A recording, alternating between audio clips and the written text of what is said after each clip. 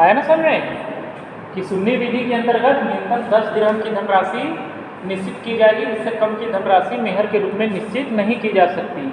लेकिन सुन्नी विधि में अधिकतम मेहर की धनराशि पर कोई किसी भी प्रकार का प्रतिबंध नहीं है। अधिकतम कितनी भी राशि का मेहर निर्धारित किया जा सकता है ना। लेकिन जो सिया विधि है, सिया विधि के अंतर्गत क्या है, सिया विधि के अंतर्गत न्यूनतम मेहर की धनराशि पर कोई प्रतिबंध नहीं है। न्यूनतम चाहे वह कितना भी हो सकता है, 10 दिरहम से कम भी हो सकता है मेहर की धनराशि किसमें, सिया विधि में। लेकिन अधिकतम पर यदि मेहर की राशि कैसी है, निश्चित है, ठीक है, यदि मेहर की राशि निश्चित है तब अधिकतम पर सिया विधि में भी कोई प्रतिबंध नहीं है। लेकिन यदि वही मेहर कैसा है, उचित मेहर है, उचित मेहर है या अनिश्चित मेहर है या प्रथागत मेहर है, तब ऐसी स्थिति में उचित मेहर का निर्धारण कौन करता है, न्यायालय करता है। और न्यायालय अधिकतम 500 दिरहम तक का ही राशि मेहर के रूप में निश्चित कर सकता है, उससे अधिक की धनराशि निश्चित नहीं करेगा। आया ना समझ में, 500 दिरहम से अधिक की धनराशि सिया विधि के अंतर्गत उचित मेहर के रूप में निर्धारित नहीं की जा सकती है। यदि मेहर कैसी है, मेहर की प्रकृति यदि निश्चित मेहर है तब उस पर अधिकतम और न्यूनतम पर किसी भी प्रकार का कोई प्रतिबंध सिया विधि के अंतर्गत नहीं है। जबकि सुन्नी विधि के अंतर्गत यदि मेहर की राशि निश्चित है या प्रकृति निश्चित है तब उसमें न्यूनतम 10 दिरहम होना चाहिए, अधिकतम पर कोई प्रतिबंध नहीं है। और यदि उचित मेहर है तो सिया विधि के अंतर्गत उचित मेहर की धनराशि 500 दिरहम से अधिक नहीं हो सकती। 500 दिरहम से अधिक क्यों नहीं हो सकती, न्यायालय 500 दिरहम से अधिक की धनराशि सिया विधि के अंतर्गत क्यों नहीं तय कर सकता। सिया विधि ने अपने यहाँ ये तय क्यों किया कि उचित मेहर की जो धनराशि है वह 500 दिरहम से अधिक नहीं हो सकती। इसका कारण क्या है, क्योंकि मोहम्मद साहब, पैगंबर मोहम्मद साहब थे, जो उनकी लड़की थी कौन, फातिमा, है ना, जब उसका विवाह हुआ था तो उसके विवाह में मेहर की धनराशि यही 500 दिरहम तय की गई थी। ठीक है, जब फातिमा का विवाह हुआ तो फातिमा के विवाह में 500 दिरहम की धनराशि मेहर के रूप में निश्चित हुई थी। इसीलिए जो सिया विधि है वह ये एक प्रकार से क्या मानते हैं, मोहम्मद साहब का सुन्नत है ना, वो इसको सुन्नत के रूप में मानते हैं। और इसीलिए उन्होंने तय किया कि उचित मेहर जो है वह अधिकतम 500 दिरहम से अधिक नहीं होगी। आया ना समझ में, तो 500 दिरहम की अधिकतम धनराशि इसीलिए निश्चित किया गया क्योंकि पैगंबर मोहम्मद साहब जो थे उनकी लड़की फातिमा की शादी में 500 दिरहम की धनराशि मेहर के रूप में निश्चित की गई थी और वह उसको मोहम्मद साहब का सुन्नत मानते हैं और इसीलिए कहते हैं कि उसका उल्लंघन नहीं हो सकता। इसीलिए मेहर की धनराशि अधिकतम 500 दिरहम होगी, उससे ज़्यादा नहीं हो सकती। ठीक है, तो ये हो गया कि मेहर की विषय वस्तु हो गया कि मेहर की विषय वस्तु क्या हो सकती है, कोई किसी भी प्रकार की कोई भी धनराशि जो कि मूल्यवान है या कोई चल संपत्ति, अचल संपत्ति, मूर्त संपत्ति या मूर्त संपत्ति जो कि वर्तमान में है, मौजूद है, वह मेहर की विषय वस्तु हो सकती है।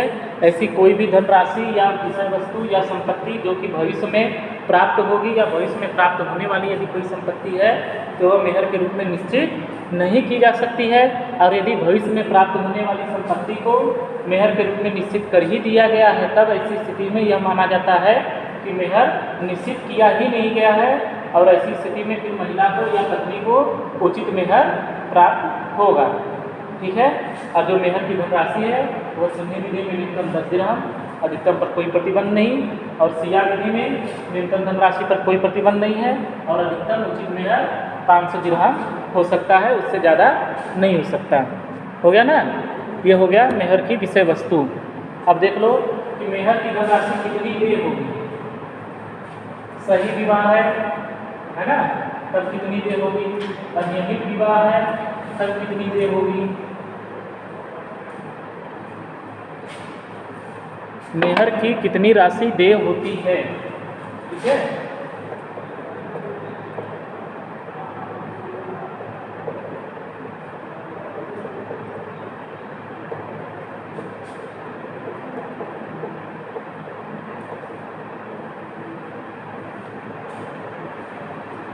सबसे पहले सही विवाह,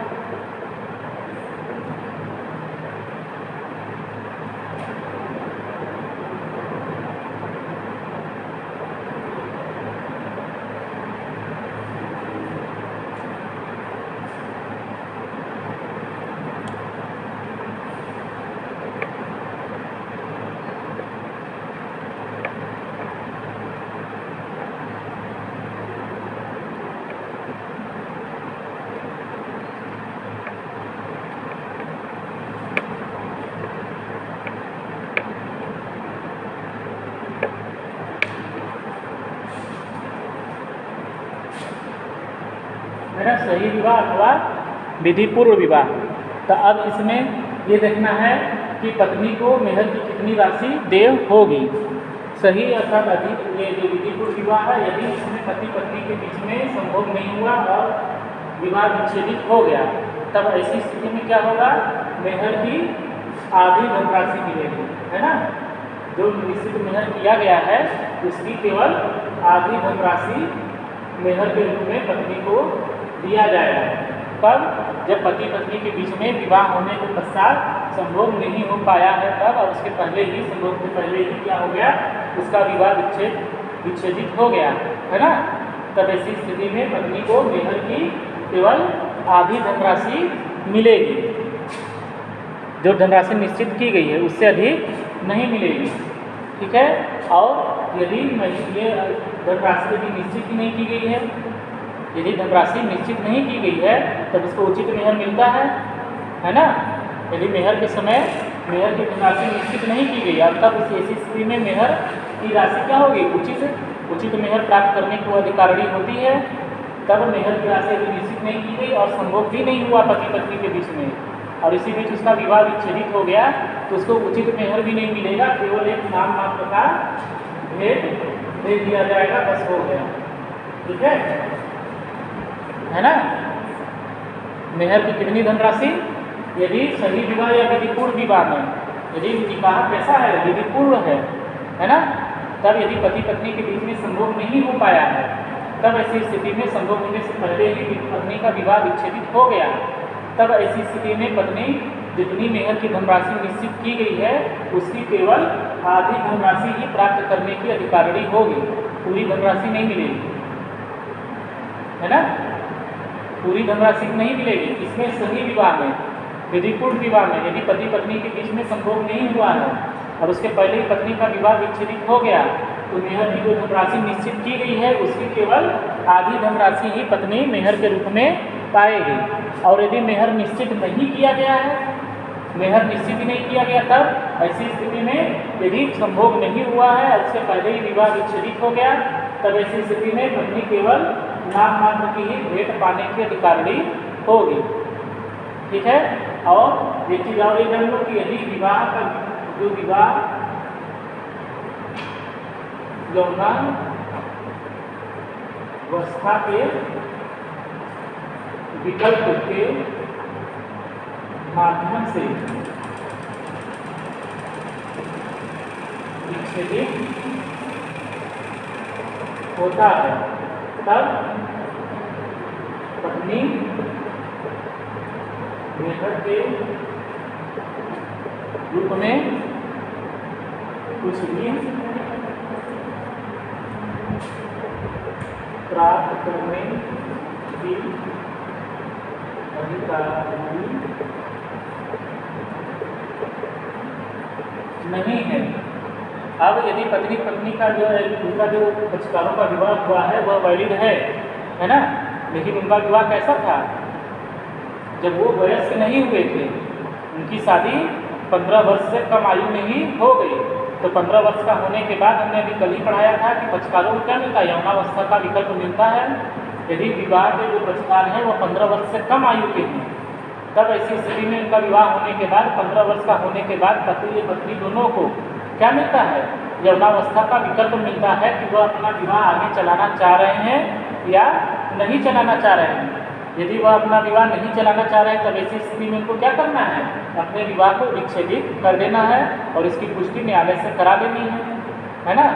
वो विवाह से इनकार कर सकते हैं कब, जब उनकी शादी 15 वर्ष से पहले हुई है और उनके पिता और पितामह को छोड़ करके किसी अन्य अभिभावक ने उसकी शादी संपन्न कराई है। तब ऐसी स्थिति में पक्षकार जब 15 वर्ष का हो जाता है तब उसको एक विकल्प यह रहता है कि वह चाहे तो अपने विवाह को आगे बढ़ाए या चाहे तो उस विवाह से इनकार कर दे। अब यदि वह इनकार कर देती है महिला, मान लीजिए कोई महिला है उसका विवाह कब हुआ, 13 वर्ष की आयु में हो गया, है ना। 13 वर्ष की आयु में किसी मुस्लिम स्त्री का विवाह हुआ, किसी लड़की का विवाह हो गया, अब 13 वर्ष में हुआ और उसके बाद जब वह 15 वर्ष की हो गई, है ना, 15 वर्ष की आयु प्राप्त कर लेती है, फिर इसके बाद क्या होगा, 15 वर्ष की आयु प्राप्त कर लेती है, तब इसको एक ऑप्शन ये मिलेगा कि वह चाहे तो अपने विवाह को कंटिन्यू करे या चाहे तो अपने विवाह को मांगने से इनकार कर दे। तब अब ऐसी स्थिति में यदि वह यौनावस्था के विकल्प का प्रयोग करके अपने विवाह को मांगने से इनकार कर देती है ना, विवाह को मांगने से क्या कर दी, इनकार कर दी, उसने यौनावस्था का विकल्प का प्रयोग किया और विकल्प के तौर पर उसने अपने विवाह को मांगने से क्या कर दिया, इनकार कर दिया। तब ऐसी स्थिति में वह पत्नी क्या है, किसी भी मेहर के अधिकारिणी नहीं होगी। आया ना समझ में? यदि पत्नी ने क्या किया, यौनावस्था का विकल्प का प्रयोग करके अपने विवाह को विच्छेदित किया है, तब ऐसी स्थिति में पत्नी किसी भी प्रकार की मेहर की राशि प्राप्त करने के अधिकारिणी नहीं होती है। हो गया ना क्लियर ये?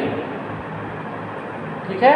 और यदि सही विवाह हुआ है और पक्षकारों में यदि एक बार भी संभोग हो गया, तब पत्नी पूरी राशि प्राप्त करने की अधिकारिणी होती है। ठीक है। एक कितनी राशि, यदि पक्षकारों के बीच में यानी कि पति पत्नी के बीच में सही विवाह हुआ है और यदि इन दोनों के बीच में एक बार भी यदि संभोग हो जाता है, तब ऐसी स्थिति में एक बार भी संभोग होने के बाद फिर पत्नी पूरी की पूरी धनराशि मेहर के रूप में प्राप्त करने की अधिकारिणी हो जाती है। ठीक है। वह तब पूरी राशि उसको मेहर के रूप में मिलेगी। हो गया ना? तो ये है कितनी मेहर की कितनी राशि दे होगी, ये है विधिपूर्ण विवाह में, है ना। विधिपूर्ण विवाह में कितनी मिलती है, यदि एक बार भी संभोग नहीं हुआ, विवाह विच्छेदित हो गया, तब ऐसी स्थिति में पत्नी मेहर की केवल आधी धनराशि पाएगी।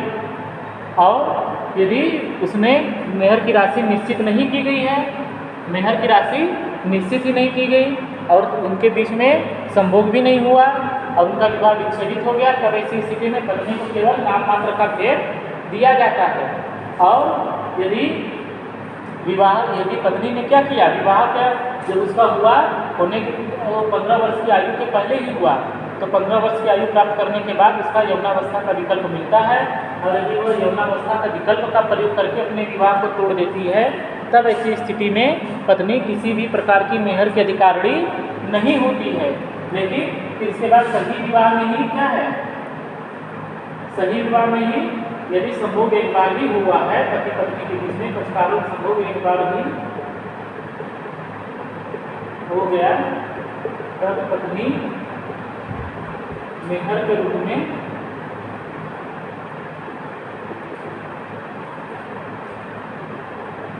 संपूर्ण धनराशि प्राप्त करने की अधिकारिणी होती है। ठीक है ना। यह है सही विवाह में। अब देखो अनियमित विवाह में क्या होता है, यदि विवाह कैसा है, ये तो सही विवाह या विधिपूर्ण विवाह है। वैलिड मैरिज में मेहर की धनराशि कब कैसे क्या मिलेगी, ये क्लियर हो गया ना।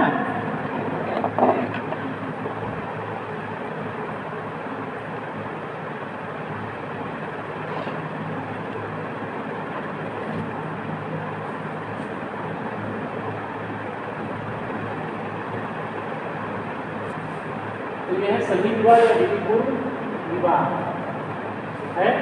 तो ये मेहर की जो आधी धनराशि है, नाम मात्र की जो भेंट है, ये कब है, यानी संभोग होने से पहले ही विवाह विच्छेदित हो गया, तब आधी धनराशि है ना। और मेहर निश्चित किया गया है, मेहर निश्चित है, संभोग एक बार भी नहीं हुआ और विवाह विच्छेदित हो गया, तब ऐसी स्थिति में पत्नी मेहर की आधी धनराशि पाएगी।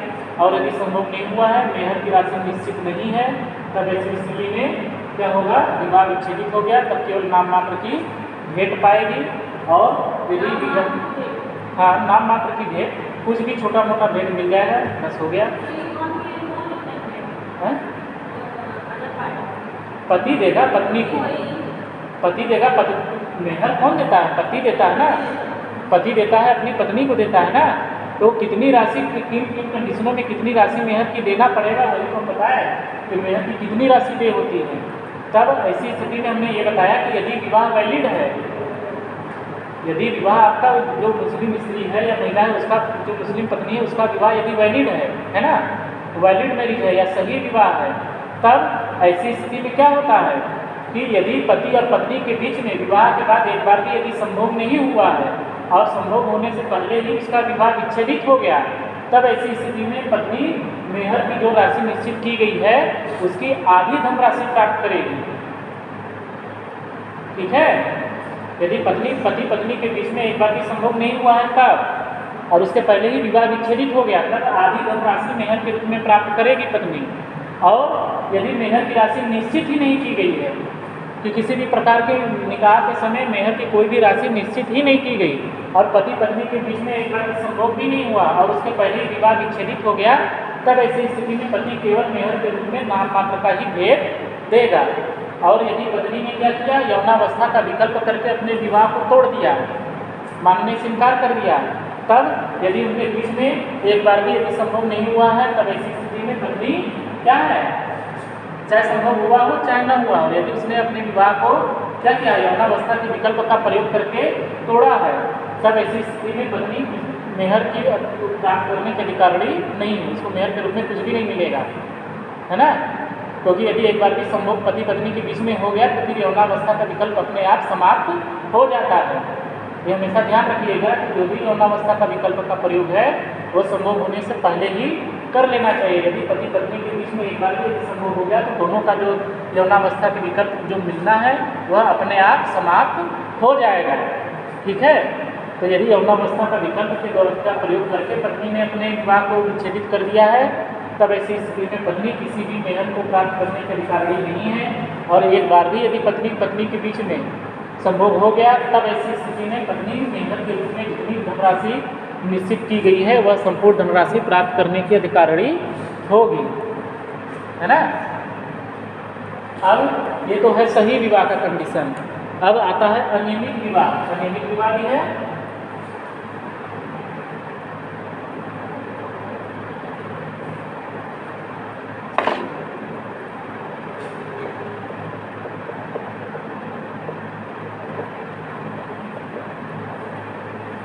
यदि पति पत्नी जो है उनकी जो विवाह हुआ है वह विवाह कैसा है, अनियमित विवाह है ना।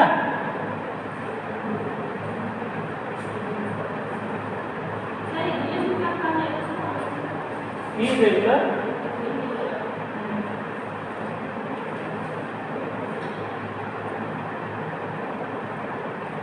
ठीक है, इरेगुलर अनियमित विवाह में क्या होता है, यदि पति और पत्नी के बीच में, ठीक है, अनियमित विवाह कहाँ नहीं लिखा होगा,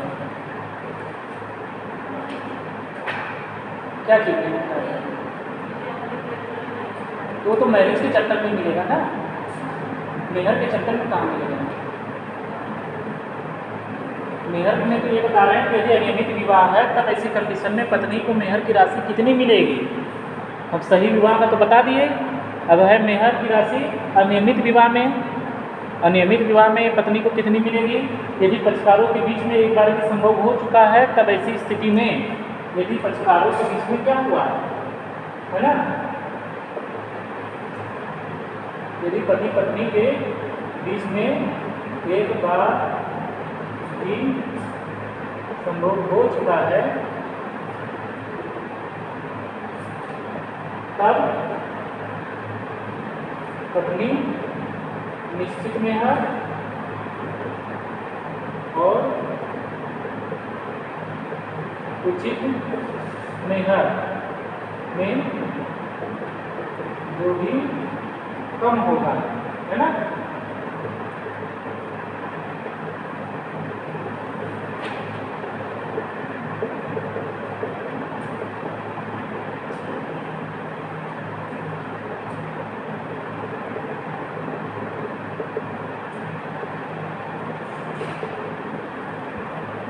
ठीक है,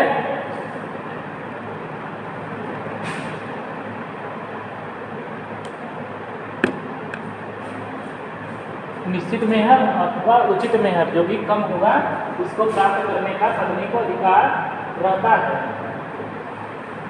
यदि अनियमित विवाह है और पक्षकारों में यदि एक बार भी संभोग हो चुका है, तब ऐसी स्थिति में पत्नी निश्चित मेहर अथवा उचित मेहर दोनों में जो सबसे कम होगा उसी को मेहर के रूप में प्राप्त करने की अधिकारिणी होगी।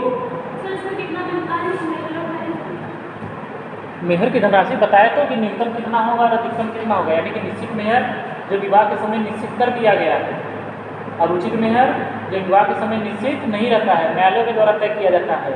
अब उसमें जो कम होगा वह मिलेगा, और वो भी बताए कि कितना मिलेगा। मेहर की राशि कितनी निश्चित हो सकती है, सुन्नी विधि है तो न्यूनतम 10 दिरहम से कम हो ही नहीं सकता, अधिकतम चाहे जितना निश्चित हो। वो तो पक्षकारों के ऊपर डिपेंड है ना कि वो मेहर की राशि कितना निर्धारित करते हैं। हाँ, शादी के टाइम इतना फिक्स कर दिया गया, वो निश्चित मेहर है। अभी आप शुरू से मेहर की क्लास पढ़ी ना, मेहर अधिनियम में बताया ना कि मेहर 2 प्रकार का हुआ, उचित मेहर और निश्चित मेहर, है ना।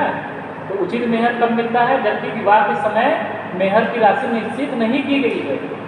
निकाह तो हुआ, विवाह तो हुआ, लेकिन मेहर के बारे में कोई चर्चा ही नहीं हुई कि पत्नी को कितना मेहर दिया जाएगा, मेहर निर्धारित नहीं हुई। तब ऐसी स्थिति में क्या पत्नी को मेहर मिलेगा कि नहीं मिलेगा? तब भी मिलेगा, तब वह उचित मेहर प्राप्त करेगी, है ना। यदि विवाह के समय मेहर की राशि निश्चित नहीं की गई, तब ऐसी स्थिति में पत्नी उचित मेहर प्राप्त करेगी। उचित मेहर क्या होगा, वह न्यायालय डिसाइड करेगा कि वह कितना प्राप्त करेगी। और यदि विवाह के समय मेहर निश्चित कर दिया गया है, तब ऐसी स्थिति में जो निश्चित किया गया है वही पाएगी। तो जो निश्चित किया गया है उसमें से कितना पाएगी, क्या संपूर्ण राशि कब पाएगी, आधी राशि कब पाएगी, अभी बताया। यदि विवाह वैलिड है और यदि एक बार भी संभव नहीं हुआ, विवाह विच्छेदित हो गया, तब ऐसी स्थिति में निश्चित जो जितनी धनराशि निश्चित की गई है, मान लीजिए 100 दिरहम है या मान लीजिए 50,000 की धनराशि है, तो उसकी आधी राशि मतलब 25,000 पाएगी केवल मेहर, उससे ज़्यादा नहीं पाएगी। और यदि उसका क्या हो गया, यदि एक बार भी यदि संभोग हो चुका है और उसके बाद विवाह विच्छेदित होता है, तब सही विवाह में जितना मेहर की राशि निश्चित की गई वो पूरी की पूरी राशि प्राप्त करेगी। ठीक है। और इसमें जो अनियमित विवाह है, अनियमित विवाह में यदि पक्षकारों के बीच में एक बार भी यदि संभोग हो चुका है, तब ऐसी स्थिति में पत्नी मेहर कैसे पाएगी, कौन सी मेहर, निश्चित मेहर और उचित मेहर में जो कम होगा, वही मेहर के रूप में पत्नी को मिलेगा। ठीक है। और यदि अनियमित विवाह में विवाह तो हुआ लेकिन मेहर की राशि निश्चित नहीं की गई है, तब ऐसी स्थिति में वो उचित मेहर प्राप्त करेगी। उचित मेहर तब भी प्राप्त करेगी। और ये हमेशा ध्यान रखिए कि जब भी विवाह हो रहा है मुस्लिम विवाह, मेहर की चर्चा नहीं की गई, मेहर की राशि नहीं निर्धारित की गई, पक्षकार मौन रहे थे कि कितना मेहर दिया जाएगा कितना नहीं, तो उससे मुस्लिम विवाह शून्य नहीं हो जाएगा कि वही इनवैलिड हो जाए, है ना। मेहर की चर्चा की जाए चाहे न की जाए, विवाह हमेशा वैलिड ही माना जाता है, वह हमेशा वैध रहता है, चाहे मेहर की चर्चा हो चाहे न हो। क्योंकि मेहर क्या है, निकाह का आवश्यक अंग माना जाता है। यदि निकाह संपन्न हुआ है, निकाह की जो आवश्यक शर्तें हैं वो यदि पूरी हैं, तब मेहर पत्नी को मिलेगा ही मिलेगा। और यदि राशि निश्चित नहीं की गई है तो वह उचित मेहर प्राप्त करने की अधिकारिणी होगी। मेहर की राशि निर्धारित न होने पर विवाह शून्य नहीं होगा। ठीक है। जबकि जो निकाह है उसको क्या माना जाए, जो मुस्लिम विवाह है वो शुद्ध रूप से कॉन्ट्रैक्ट माना जाता है ना, कि मुस्लिम विवाह क्या है, कॉन्ट्रैक्ट है, एक संविदा है। संविदा क्यों है, क्योंकि संविदा के जो भी आवश्यक तत्व होते हैं वो सारे आवश्यक तत्व मुस्लिम विवाह में भी होते हैं। जैसे संविदा होने के लिए प्रस्ताव होना चाहिए, उसकी स्वीकृति होनी चाहिए और प्रतिफल भी होना चाहिए, है ना। लेकिन जो मुस्लिम विवाह है इसमें भी क्या होता है, प्रस्ताव होता है, उसकी स्वीकृति होती है और मेहर के रूप में प्रतिफल को माना जाता है। लेकिन दोनों में फिर भी यहाँ अंतर है। संविदा में यदि प्रतिफल नहीं है तो संविदा हमेशा शून्य, हमेशा नहीं लेकिन जनरली शून्य होता है। लेकिन मुस्लिम विवाह में मेहर न हो तो क्या वो शून्य हो गया, नहीं हुआ ना। इसीलिए मुस्लिम विवाह शुद्ध रूप से कॉन्ट्रैक्ट तब भी नहीं है। यदि शुद्ध रूप से कॉन्ट्रैक्ट रहता तब प्रतिफल के न होने पर जैसे संविदा शून्य हो जाती है, उसी तरह इसमें भी प्रतिफल नहीं है, मेहर की चर्चा नहीं की गई, तभी तो विवाह शून्य होना चाहिए। लेकिन विवाह तब भी शून्य नहीं होता है ना, वो हमेशा वैलिड रहता है। ये क्वेश्चन बार बार पूछा भी जाता है।